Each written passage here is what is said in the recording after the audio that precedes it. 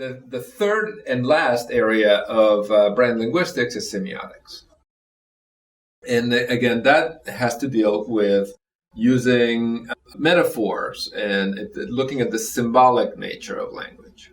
All the way back to the 1980s, linguists have been writing about the fact that we use metaphors in everyday language all the time. Things like moving up in the world in itself has no meaning. English speakers understand that that would mean to progress in life, get to a higher level. Higher level means nothing in and of itself. So there's this metaphor of vertical height as the place of dominance of having progressed in life. Yeah? So there's this vertical from up to down. We go back to a neurolinguistic approach. Let's say you show an ad with an escalator or a plane, and the escalator is going up, and you ask them to imagine, okay, please imagine that you're going up in this escalator from the ground floor of a department store to the top floor. Or imagine that you're floating up in the air in a hot air balloon. Or imagine that you're taking off in a plane. Or imagine that you're going up in an elevator. And we see some of this imagery in advertising, where you see the escalator going up in a store, or you see a lot of airline ads that show a plane taking off. If you ask them to imagine going up,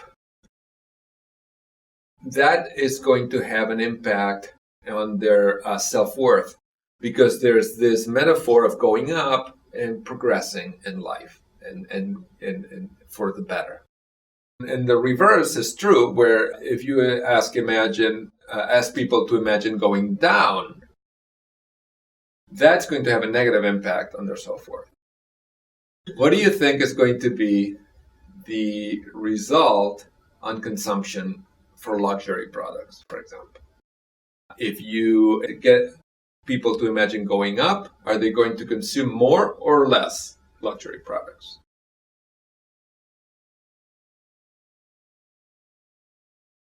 People, when they imagine going down, that has a negative impact on their self-worth, because remember, the metaphor is going down is like bad.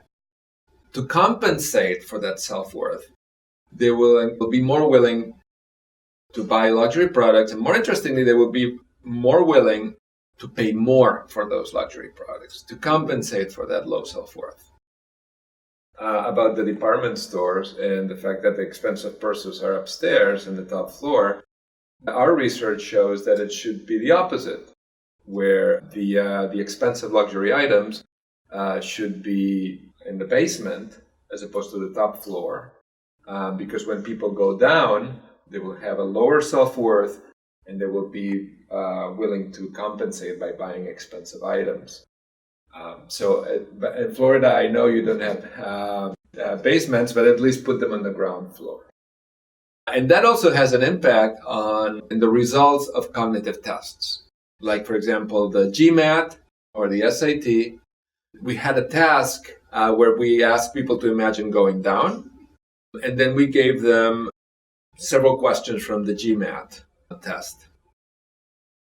What we found is that people's performance in that test was much better when they imagined going down than when they imagined going up. And it's not that their cognitive ability was improved, it's that their motivation was higher when they had a lower self-worth.